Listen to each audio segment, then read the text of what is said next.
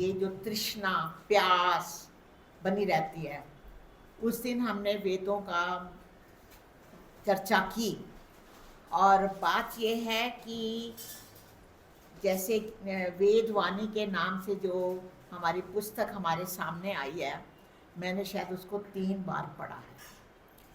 3 बार पढ़ने के बाद मैं उस दिन थोड़ा ही बोल पाई, लेकिन एक चीज़ मुझे बहुत अच्छी लगी उसमें। उन्होंने लिखा, हमें वेद ही याद दिलाते हैं कि मानव देह एक पवित्र यज्ञशाला है।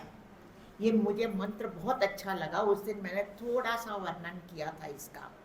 अब ये यज्ञशाला में क्या है, 7 ऋषि प्रभु का यजन कर रहे हैं। ये 7 ऋषि कौन से हैं? हमारी इंद्रियां, स्पर्श, रंग, रूप, शब्द। ये मतलब कहने का मतलब यह है कि इंद्रियां, आँख, नाक, कान, ये हमारी बाह्य रूप में भी हमें देखती हैं, और फिर हमारी जो एक शरीर को यज्ञशाला बना के इसमें यजन करने वाला कौन है? ये इंद्रियां यजन करती हैं। हवन कुंड हमारा शरीर है। और कहते हैं कि जब हम ज्ञान के साथ इन स्पर्श, रंग, रूप को अंदर आहुति देते हैं, और आहुति किसके पास जाती है? आहुति वो हमारी आत्मा के पास जाती है, और आत्मा बुद्धि के साथ, ज्ञान के साथ उसको ग्रहण करती है। अब ये सारी चीज़ें जो है 24 घंटे हमारा यजन कर रही हैं। 24 घंटों में यजन करने वाली सबसे बड़ी जो हमारी एक शक्ति है, वो प्राण शक्ति है। वो रात को भी प्राण काम करता है, दिन में भी करता है। लेकिन फिर बात ये आती है कि इस ईश्वरीय शक्ति का स्रोत क्या है? देखिए, इंद्रियां तो अपना काम कर रही हैं, बाह्य रूप से भी कर रही हैं और अंतर रूप से भी करती हैं। जब हम स्वप्न देखते हैं, इंद्रियों के द्वारा ही वो स्वप्न भी देखते हैं। अब जब ये अष्टांग योग के द्वारा हमारी शक्ति मूल रूप से हमारी ये यजन करती हैं। मेरे को अष्टांग योग पे एक बहुत अच्छी बात आती है, चेतन स्वरूप। हमारे अंदर एक शक्ति है, चेतन स्वरूप, और मैं ये कहूँगी वो चेतन स्वरूप क्या है, उसको जगाना हमारा काम है। और जगाएंगे कैसे? अब उसका भी तरीका है। चेतन चेत प्रभु चिंतन में, चेतन चेत प्रभु चिंतन में, कर धारण सात्विकता जीवन में। स्वात्विकता क्या है? ये अष्टांग योग के ही स्टेप है, अष्टांग योग के ही है। अब मैं उसको थोड़ा सा गा के बताती हूँ। भौतिकता में भटक रहा क्यों, भौतिकता में भटक रहा क्यों, शांति नहीं है धन में, ज्ञान के चक्षु खोल रे पगले, शांति मिलेगी मन में।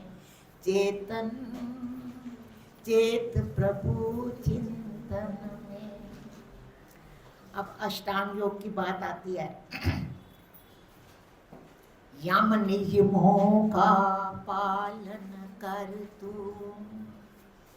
यम नियमों का पालन कर तू, सिद्धि पा आसन में, प्राणायाम अभ्यासी हो, लग योग क्रिया साधन में। चेतन चेत प्रभु चिंतन में, चेतन चेत प्रभु चिंतन में, प्राणायाम से देती दिखाई आभा आत्म गगन में, प्राणायाम से देती दिखाई आबा आत्म गगन में। दिव्य लोक प्रकाशित होगा सुंदर पावन मन में। चेतन चेत प्रभु चिंतन में। चेतन चेत प्रभु चिंतन में। अब अगले शब्द हैं जो हमारे आर्य समाजियों के ऊपर एक पथ प्रदर्शक बनते हैं। विश्वानि दुरितानि परासु। विश्वानि दुरितानि परासु। मंत्र सदा जप मन में।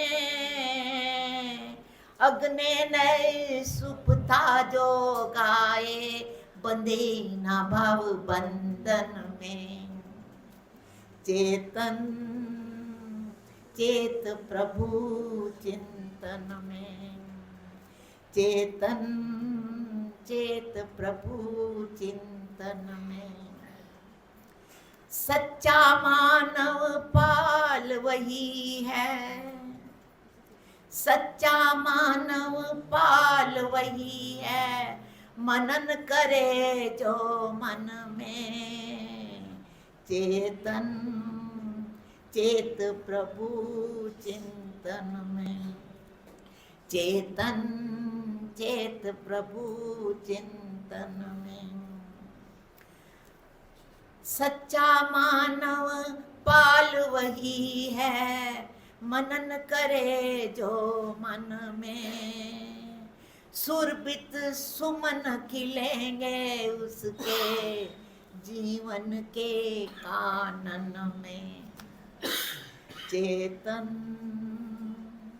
चेत प्रभु चिंतन में।